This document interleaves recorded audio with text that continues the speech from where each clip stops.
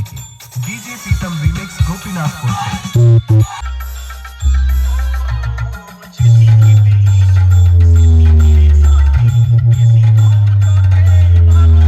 দেখতে পাচ্ছ এই স্থানে সুরমহল সাউন্ড কি মেশিন সেটা ব্যবহার করছে। তো এখানে সুরমহল সাউন্ডের নাম্বারও দেওয়া রয়েছে, দেখতে পাচ্ছ নাম্বারও দেওয়া রয়েছে।